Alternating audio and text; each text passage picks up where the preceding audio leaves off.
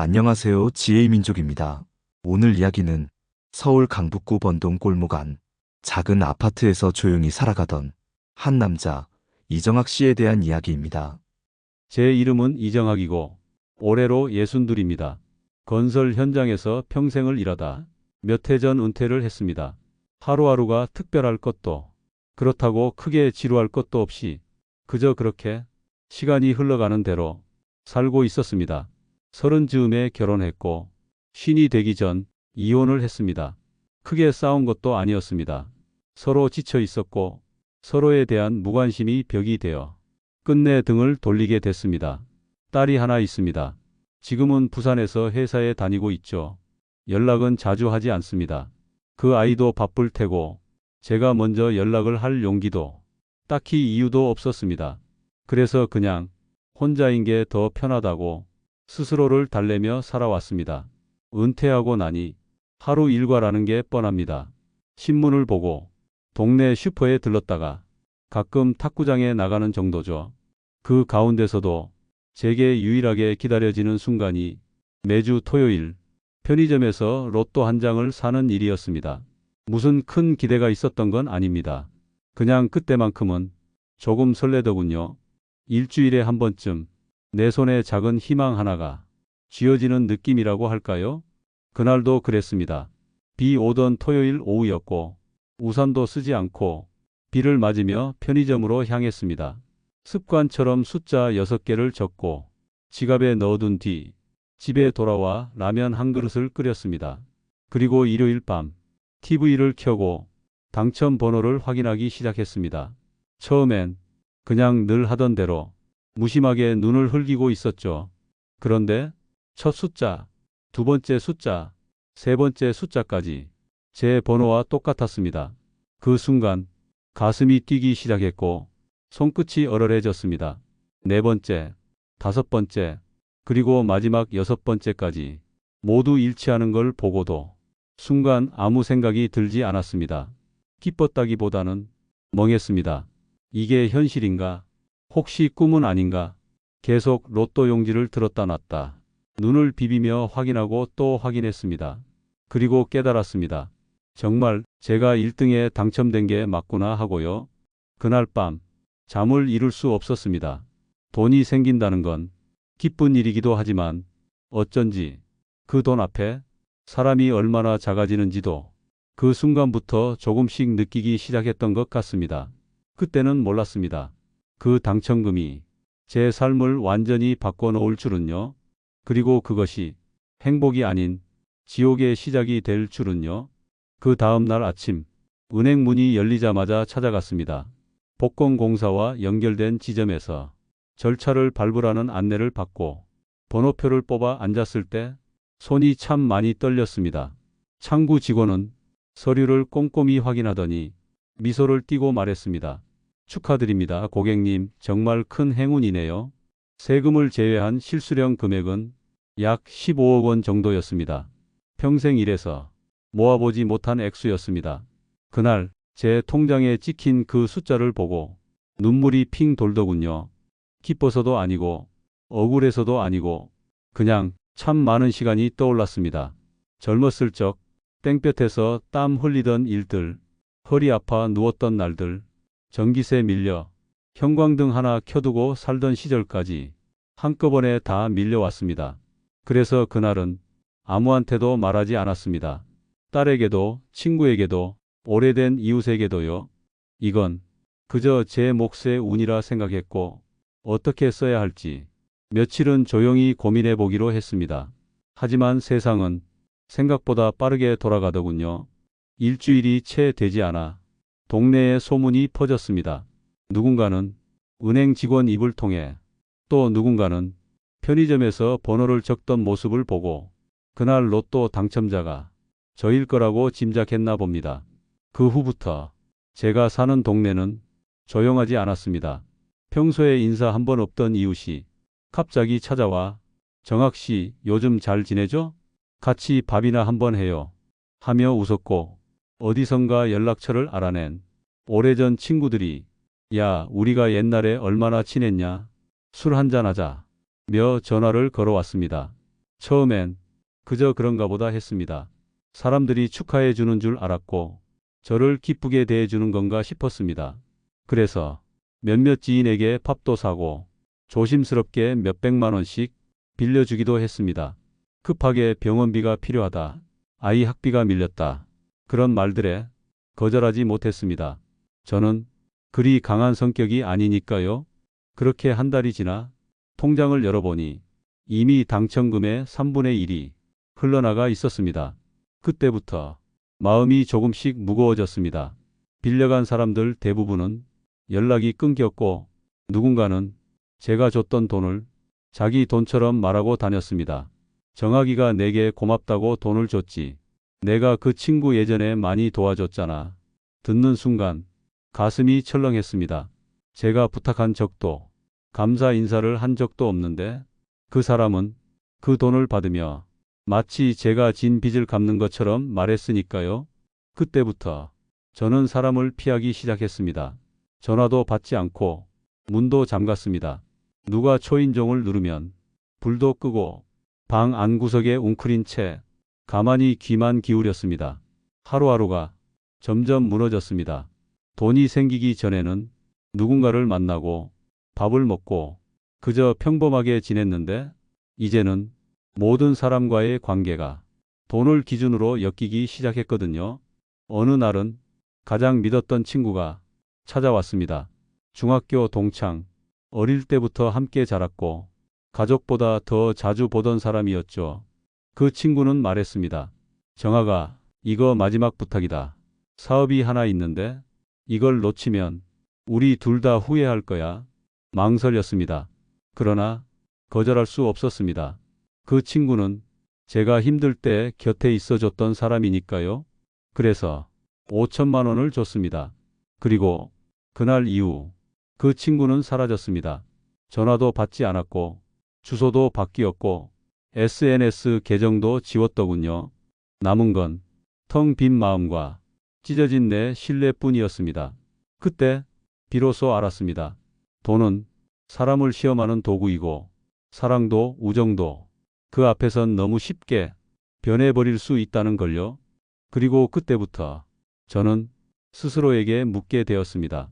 정말 이게 행운이 맞는 걸까? 이 돈은 내게 축복이었을까? 아니면 벌이었을까 하고요. 하루는 새벽녘에 잠에서 깼습니다. 가슴이 답답하고 창밖에서 부는 바람 소리조차 어딘가 모르게 서글프게 느껴졌습니다. 부엌에 나가 따뜻한 물을 한 잔 마시고 거실 불을 켰을 때 벽에 걸린 가족 사진이 눈에 들어왔습니다. 딸이 중학생이던 시절 한강공원에서 함께 찍었던 사진. 그때 저는 지친 얼굴로 웃고 있었고 딸은 제 옆에서 해맑게 손을 흔들고 있었습니다. 참 오래된 사진이었지만 그날만큼은 그 어떤 날보다 생생하게 떠올랐습니다. 이렇게 살면 안 되겠다. 그 생각이 들더군요. 누구도 믿을 수 없고 어디에도 기대지 못한 채 돈만 움켜쥐고 있는 이 삶이 정말 삶이 맞나 싶었습니다. 그래서 며칠을 고민했습니다. 이 도시를 떠나야겠다고요. 사람도 빌딩도 편의점도 이젠 다 벗어나고 싶었습니다. 그 순간 한 사람이 떠올랐습니다. 서미자. 제가 25살이던 시절 처음이자 마지막으로 진심으로 사랑했던 사람이었습니다. 짧은 연애였지만 그녀와 함께한 시간은 지금까지도 마음 한편에 따뜻하게 남아 있었습니다. 그녀는 부모님이 계신 시골로 내려가 꽃집을 열었다는 소식을 몇 해 전에 들은 적이 있었습니다. 주소는 정확히 기억나지 않았지만 그 마을 이름은 또렷이 남아 있었죠. 그래서 저는 은행에서 나머지 돈을 모두 인출해 새 계좌에 나눠 예치하고 휴대전화도 정리한 뒤 배낭 하나 짊어지고 그 마을로 향했습니다. 기차를 타고 버스를 갈아타고 한참을 걷고 또 걸었습니다. 어느덧 해가 뉘엿뉘엿 넘어가고 마을 입구에 들어섰을 때 공기부터가 달랐습니다. 서울에선 느낄 수 없던 흙냄새, 풀향기, 그리고 사람들의 느린 걸음까지 무언가 제 마음을 조금씩 가라앉혀주는 느낌이었습니다. 길가에서 우연히 만난 어르신께 혹시 서미자 씨 꽃집이 어디냐고 여쭈었더니 그분은 고개를 끄덕이며 손을 가리키셨습니다. 저기 산비탈 밑에 있는 노란 지붕집, 거기가 미자 아가씨 꽃집이요. 심장이 콩콩 뛰기 시작했습니다.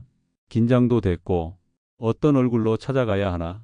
수십 년 전, 그때의 저는 이미 아니니까요. 그래도 멈출 수는 없었습니다. 그 집 앞에 섰을 때 창문 너머로 꽃을 정리하는 한 여인의 모습이 보였습니다. 그리고 조심스럽게 문을 열고 들어갔습니다. 어서 오세요.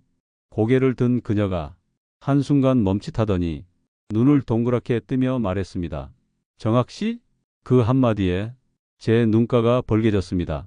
수십 년 만에 들은 그녀의 목소리는 변하지 않았더군요. 잘 지냈어요, 미자 씨. 그 말을 내뱉는 순간 마치 오래된 짐을 툭 내려놓는 기분이 들었습니다. 그녀는 놀란 표정을 지었지만 곧장 의자를 꺼내주며 앉으라고 손짓했습니다. 그리고 말없이 따뜻한 보리차 한 잔을 내주었죠. 저는 많은 말을 하지 않았습니다. 그저 여기까지 오는 길이 어땠는지만 짧게 말했습니다. 그녀도 괜한 캐묻지 않았습니다. 정학 씨, 이제 좀 쉬어야 할 나이죠. 여기선 누구도 서두르지 않아요. 그냥 하루하루 천천히 살아가는 곳이에요. 그 말에 저는 그저 고개를 끄덕일 수밖에 없었습니다. 그날 이후 저는 그 마을 근처의 작은 민박집에 머물며 며칠을 조용히 보냈습니다.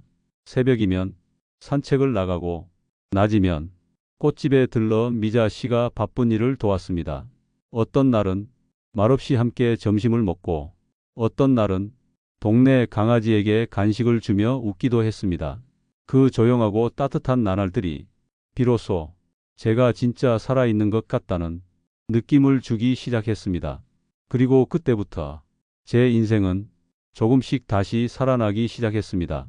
그 마을에서 지낸 지 한 달쯤 되었을 때였습니다. 하루는 마을 해관에서 텃밭 일손이 부족하다는 소식을 들었고 저는 자원에서 돕겠다고 말씀드렸습니다.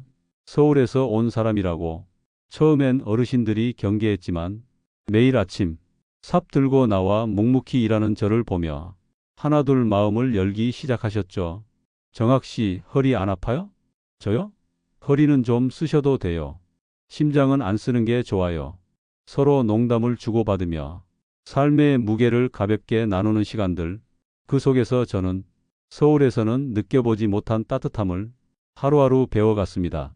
미자 씨도 자주 그 자리에 함께 있었죠. 꽃을 엮고 허브를 말리고 아이들한테 꽃 이름을 가르쳐주는 그녀는 예전보다 더 깊어진 눈빛을 갖고 있었습니다. 어느 날은 그녀와 마을 장터에 함께 갔습니다. 단감 한 봉지 사 들고 돌아오는 길, 저는 불쑥 말을 꺼냈습니다. 미자 씨, 내가 이 마을로 와도 될까요? 그녀는 잠시 걷던 걸음을 멈추더니 햇빛을 얼굴에 받으며 웃었습니다. 이미 와 있는 거 아니에요? 근데요, 이 마을 사람들보다 제가 더 반겨요. 그 말을 듣는 순간 가슴이 뭉클해졌습니다. 누군가가 나를 반긴다는 그 말 한마디가 제겐 그렇게 큰 위로가 되더군요. 그날 저녁, 저는 마을에서 방 한 칸을 얻었습니다. 작은 주방이 딸린 단층집, 낡은 마루와 오래된 장독대가 있는 집이었지만 그 집 안으로 들어서며 처음으로 이곳이 내 집이구나 싶었습니다. 하루는 집 마당에서 묵은 화분을 정리하다 미자 씨가 놀러 와서는 장갑을 끼고 말했죠. 이 꽃은 줄기가 살아 있어요. 겉만 말라 보이는 거지. 잘라내지 말고 조금 더 기다려줘요. 그 말을 듣는데 이상하게 제 마음을 말하는 것 같더군요. 겉은 다 말라버린 줄 알았는데 사실은 속에 줄기 하나 살아있던 거였구나. 저는 그날 이후 제 자신에게 조금 더 관대해지기로 했습니다. 텃밭 일과 잡화점 도움, 그리고 매주 읍내까지 미자 씨와 장 보러 가는 것, 그 소소한 일상들이 제 삶을 천천히 회복시키고 있었습니다. 서울에서 로또 당첨금 때문에 사람을 잃고 신뢰를 잃고 마음을 잃었던 저였지만 이 작은 마을에서는 그 무엇보다 사람을 되찾고 있었습니다. 한 달이 두 달이 되고 두 달이 계절을 넘어서 저는 이제 이 마을의 사람이 되어가고 있었습니다. 동네 아이들은 저를 정학 아저씨라 부르고 어르신들은 제게 고구마 몇 알을 쥐어주시며 수고했어요 하고 웃어주셨습니다. 그리고 어느 날 미자 씨가 조심스레 물었습니다. 정학 씨, 그 돈 다 잃었어요? 저는 고개를 끄덕였습니다.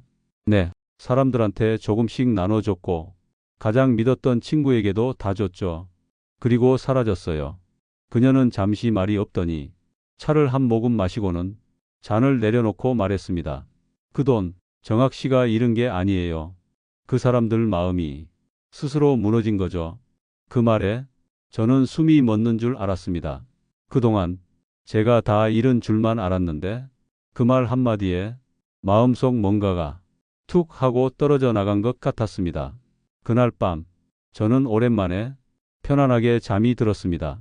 창문 너머로 들려오는 풀벌레 소리, 따뜻한 이불, 그리고 혼자가 아니라는 안도감 속에서요. 어느새 계절이 바뀌고 있었습니다. 들녘엔 억새가 하얗게 피었고 가게 앞 단풍나무는 붉은 잎들을 하나둘 떨구고 있었죠. 저는 여전히 매일 새벽이면 텃밭에 나가 땅을 뒤집고 낮에는 미자 씨의 꽃집에 들러 포장할 꽃들을 분류해 줬습니다. 저는 미자 씨에게 정말 많은 걸 배우고 있었습니다. 꽃 한 송이를 고를 때도 어떤 줄기를 잘라야 오래 가는지, 수분은 언제 주고 빛은 어느 방향으로 받게 해야 하는지 그런 걸 보면서 사람도 꽃이랑 참 비슷하다고 생각했습니다. 그저 겉만 화려한 꽃보다 줄기부터 단단하고 한 곳에 뿌리 내린 꽃이 더 오래 향기를 남긴다는 걸 이제야 깨달은 거죠. 하루는 미자 씨가 문을 닫고 함께 읍내 영화관에 가자고 했습니다.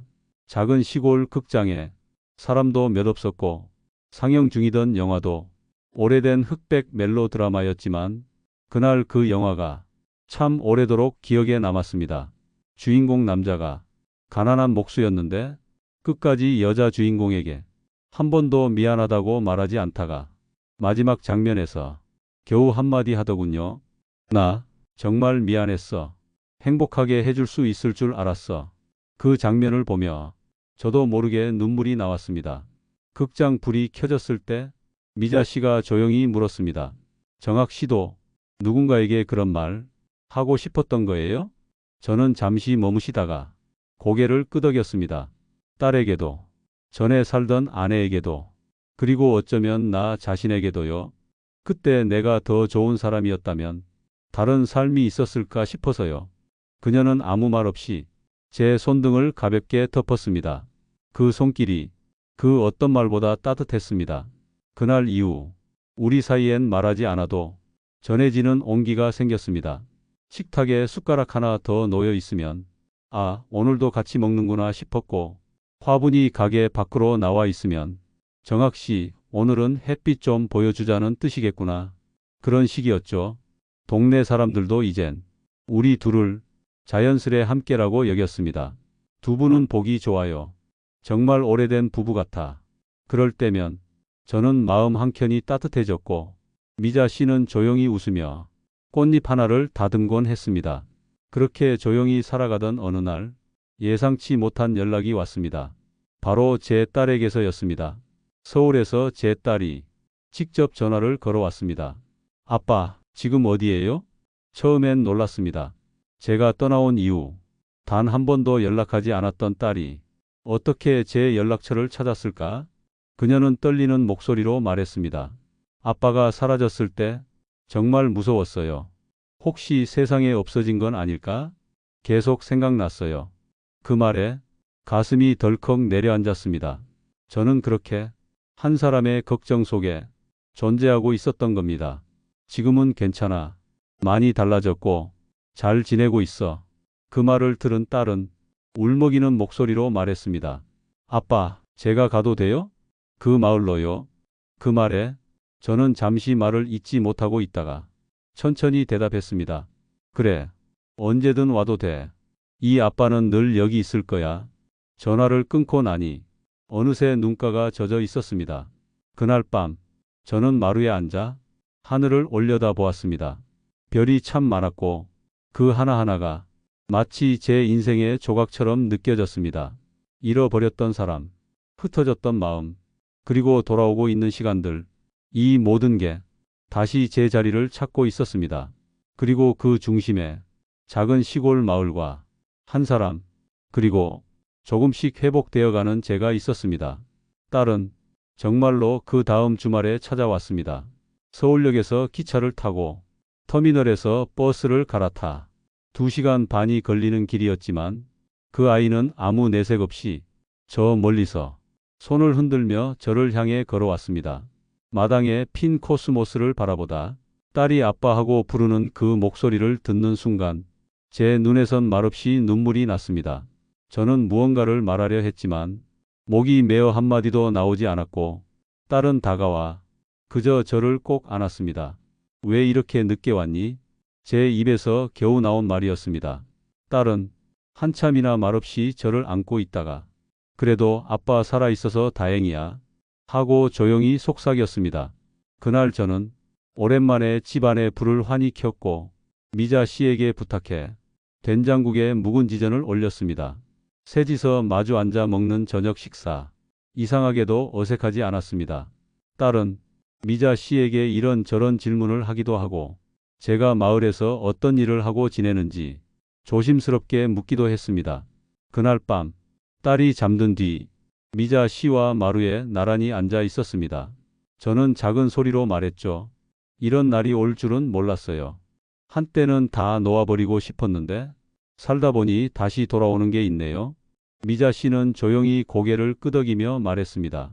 사람의 마음은 잠깐 떠날 수 있어도 완전히 사라지진 않아요. 기다리면 언젠간 돌아오죠. 그 말을 들으며 저는 마음속에서 오랫동안 눌러두고 있었던 죄책감 하나가 서서히 풀려가는 걸 느꼈습니다. 다음 날 딸과 함께 텃밭에 갔습니다. 손에 쥔 호미가 어색한지 딸은 몇 번이고 땅을 긁다 결국 웃으며 말했습니다. 아빠는 이런 걸 매일 해요? 생각보다 힘든데요? 저는 웃으며 말했죠. 응, 근데 이게 참 좋아. 땅을 뒤집으면 속에서 벌레도 나오고 가끔은 예쁜 싹도 올라오고 그게 참 살아있는 느낌이야. 딸은 고개를 끄덕이며 말했습니다. 아빠, 지금 얼굴이 옛날보다 훨씬 편해 보여요. 서울에 있을 땐 늘 무표정이었잖아요.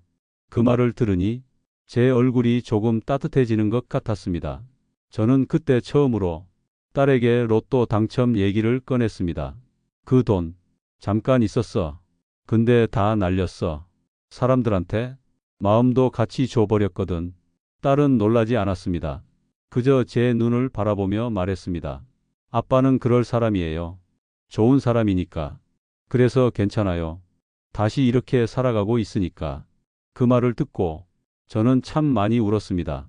딸은 며칠 더 머물다 서울로 돌아갔고 이따금 영상통화를 걸어오며 다음엔 친구도 데려올게요 하며 웃었습니다. 그 후로 저는 가끔 읍내에 나가 딸을 위한 작은 선물들을 사두었고 미자 씨는 그런 저를 보며 정학 씨도 많이 변했네요 하고 웃었습니다. 그 변화는 누가 억지로 만든 게 아니라 천천히 사람과 사람 사이에서 스며든 것이었습니다.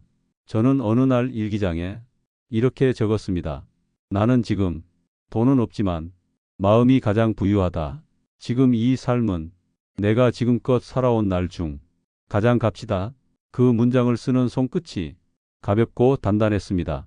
그리고 저는 이제야 비로소 살고 있다는 걸 진심으로 느낄 수 있었습니다. 겨울이 다가오던 어느 날이었습니다.